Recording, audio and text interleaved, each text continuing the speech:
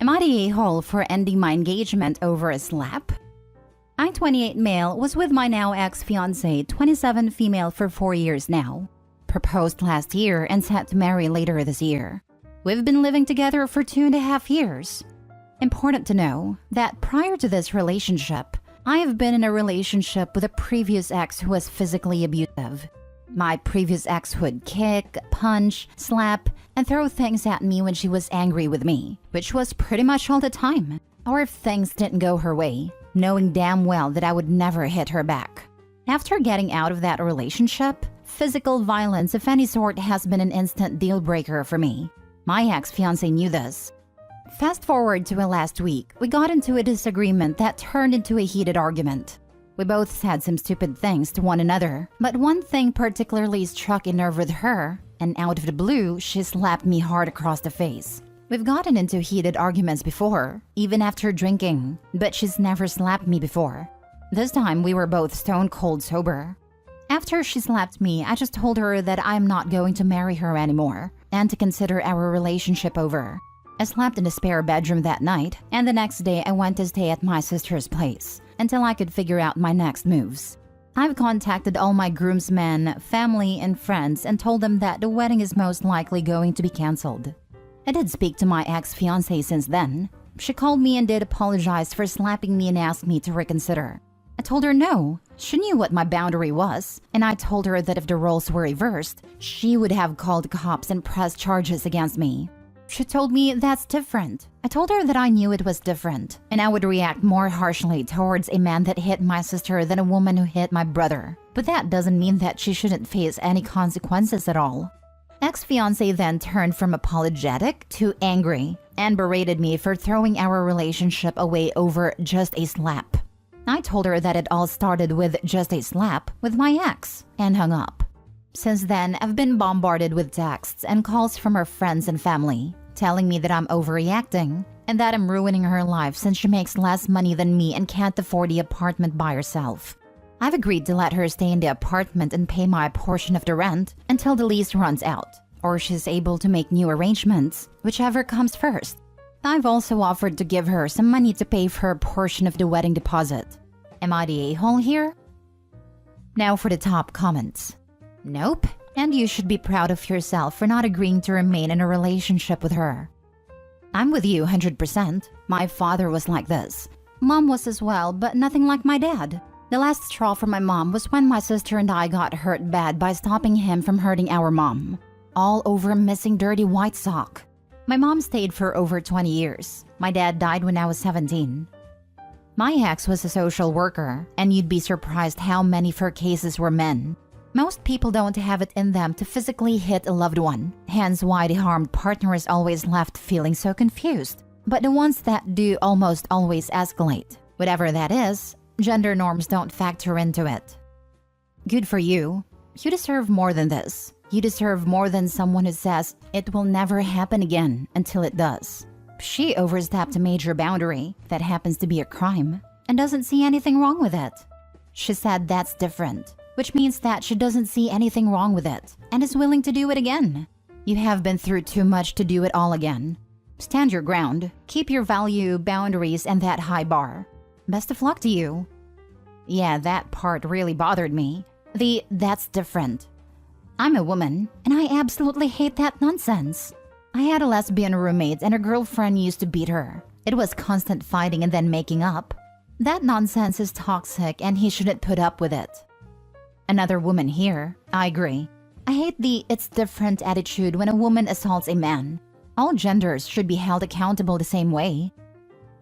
Next story. Am I the a-hole for refusing to help cook after my wife canceled my catering order? This weekend, my wife and I are hosting a retirement party for my mom. We are expecting around 20 people. We are splitting the cost of food and beverages with my brother and his wife. During the planning process, I told everyone that I wanted to get the event catered so that no one had to spend a bunch of time in the kitchen cooking for 20 people. Everyone agreed this was a good idea, and I told them I would take care of it and placed a catering order last weekend.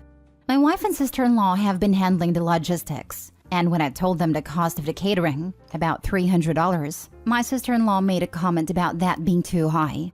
I told her it comes to about $15 per person, which is basically getting everyone fed for the price of a fast food combo meal, but with much better food.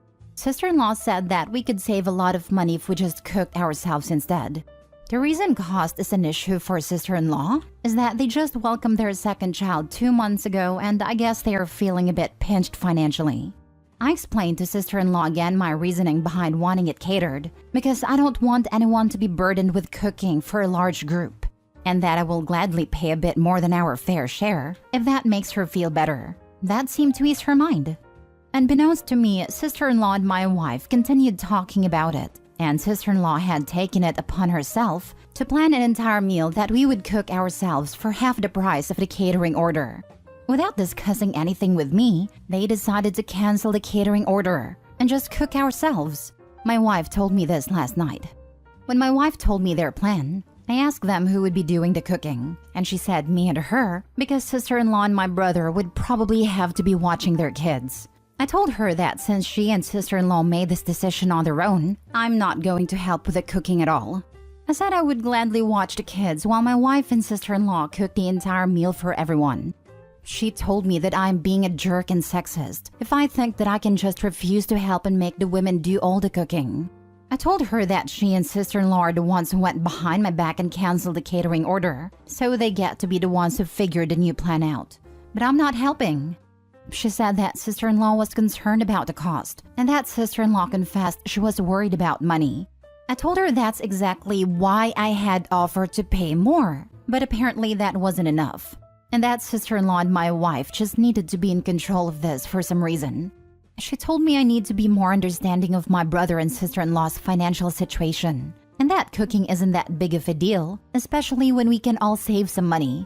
I told her that since it's not a big deal, she and sister-in-law will have no problem spending as much time as it takes to cook for everyone, while I will entertain the rest of the guests.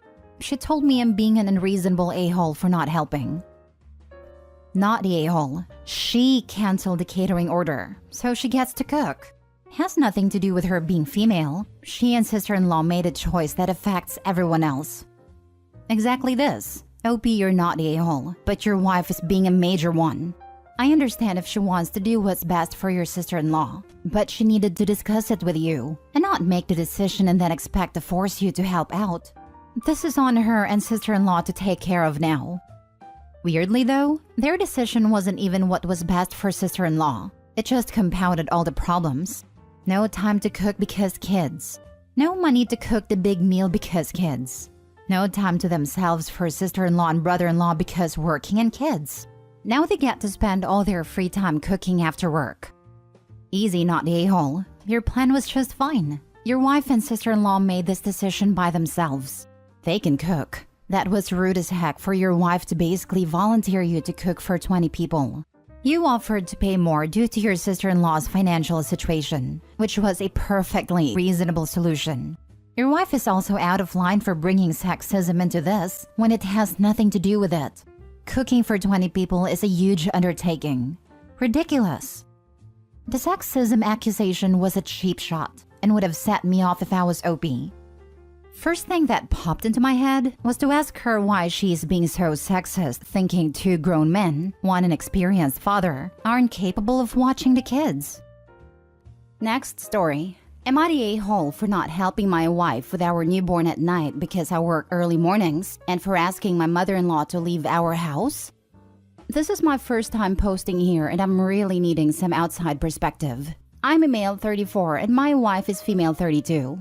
We've been married for 6 fantastic years, and we recently had our first child, a beautiful girl who's now 6 weeks old. Things have been tumultuous lately, and I'm not sure if I'm the one being unreasonable. I work a physically demanding job in construction that starts at 6 a.m. This means I have to wake up at 4:30 a.m. to get ready and commute.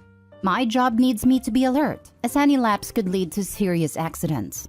My wife is on a year-long maternity leave and has the responsibility of caring for our baby throughout the day. Here's the problem. Our newborn, as they do, wakes up several times throughout the night. My wife has been insisting that I help with these late-night feedings and changes, but I've explained to her that a lack of sleep could seriously jeopardize my performance at work and my own safety. To add more drama into the mix, my mother-in-law has moved in with us to help with the baby. However, her idea of help often involves criticizing my wife's parenting, which only adds to her stress and dictating how we should run our household. She's also been siding with my wife on the nighttime assistance issue, making me feel ganged up in my own home. I help as much as I can when I'm off work. I take on most of the cooking, cleaning, and tend to the baby as soon as I'm home till she sleeps. But the continuous pressure and lack of sleep are becoming unbearable. After a particularly heated argument, I told my mother-in-law that if she wasn't going to contribute positively, she'd need to find somewhere else to stay. My wife was upset, saying I was out of line for kicking out her mother. I feel bad, but I also think that the current situation isn't sustainable. So Reddit, am I the a-hole for refusing to assist with our newborn at night due to the nature of my job, and for asking my intrusive mother-in-law to leave? Edit. I should also mention that I have 2 stepsons from my wife's previous relationship. In addition to my work and the baby duties, I also pick them up from school, help them with their homework, and take them to their sports practices after I get off work. It's not just about the newborn, we have a whole family to take care of. So it's not like I'm lounging around sipping a beer post-work. Balancing all these responsibilities is what makes the situation so challenging. Thanks for the feedback though. Now for the top comments. I've been married 28 years, 2 kids 25 and 15. My husband also worked construction during the younger years, and we ran our own construction business as they got older. Having a newborn is hard. It takes everything out of you and can be extremely stressful. I always took it upon myself to be sure and be up with the baby during the night so that he was able to sleep and be ready for those early morning work hours. When he came home, he helped me with the babies, and if I needed it, I took a nap while he did that. I stayed home and I did as much as I could to make things easier for him, as I worked a high-stress, physically demanding job outside home. But we always made sure that each of our needs was being met and communicated with each other. This is the key. What are your needs? What are your limits? What do each of you expect from each other? Being tired after a baby clouds and everything can be super emotional for everyone, especially the mom. It would help if you guys can talk this out and lay out your terms, so to speak. Get a schedule and stick to it so that you both are comfortable and feel heard. The mother issue is a whole other thing. Sometimes it can be helpful and sometimes a real nightmare. I wish you guys the best. I guess my judgment is everyone needs to be open and have more grace for each other during this time. The only thing I have to add is it only takes a few minutes to change a diaper and give the baby to your wife for a feeding, which takes much longer. You can contribute this way and still get enough sleep. You may only get up 2 or 3 times in the night for 5 minutes. It's not bad at all. Huh? You think waking up 3 times a night for 5 minutes will give you a good night's sleep/rest? Weekends maybe, but doing that when he needs to work the next day for extended period of time is a surefire way to get into an accident as a construction worker. I don't know why people keeps ignoring that he works in an accident-prone sector. There's no negotiating with sleep in vocations like these. It's the same with truckers and surgeons, and whatever job that needs the utmost concentration, or else you die or someone else die. Everyone sucks here. You don't get to toss out your mother-in-law, who is apparently there at your wife's request. Under normal circumstances, I would say it's 2 yeses for any house guest. But this period of time postpartum is an exception to that rule. Your mother-in-law should be helping with the nighttime feedings. At this point in time, that's the main help she should provide. This is where the pressure needs to be applied. Your wife is frustrated and overwhelmed, and dealing with a 6-week baby is not a walk in the park. I know from experience. But sleep deprivation for someone working a physical, dangerous job with a long commute is not a solution. Last story. Am I the a-hole for not throwing my husband a birthday party? My 35 female had my son a few weeks ago. My husband, 40 male, has been a huge help with taking care of the house, cooking, and cleaning. I let him know frequently how much I appreciate everything that he does. My family also helps with taking care of our son. My husband's 40th birthday was this past weekend, and I made it clear he didn't want a huge party. So, I invited a few of his closest friends and family to go out for a nice dinner at his favorite restaurant. A few people couldn't make it, and it ended up being a very small dinner. I was exhausted the night before as the baby was up until 3 a.m. I did notice that my husband was quiet during dinner and hardly touched his food. When we got home after dinner, my husband looks at me with an angry expression on his face. He starts screaming that I ruined his 40th birthday, that him telling me he doesn't want a huge party meant that he did.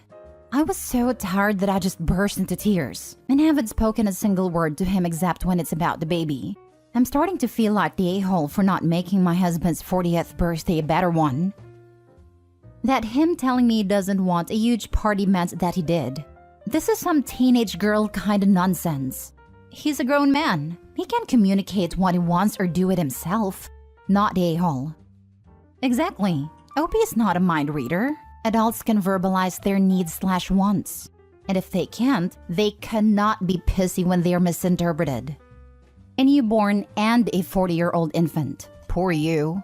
You're not at fault for not knowing that not wanting a big party means wanting a big party. Your husband is a grown man, of full maturity, and should know how to ask properly for what he wants. He should also know that people cannot read minds. Not a-hole. Depending on how long ago a few weeks is, she may not even be allowed to drive to even get stuff for a party. I know I wasn't supposed to drive for almost a month, but honestly, after a couple of weeks, I had to because I didn't have any more help. He is a grown adult. He could have used his actual words and told you what he really wanted. He didn't, so that is on him. You did a lovely thing. My 30th was a week after having my second. I could barely function, so we stayed in and just had tacos and it was fine. Not what I expected for a milestone birthday, but definitely what was needed for those circumstances, and it was nice. Not a-hole, you just gave birth. He can plan his own birthday party. Absolutely. Even if he communicated that he wanted a big party, she had a baby a few weeks ago. Absolutely not on her to plan it.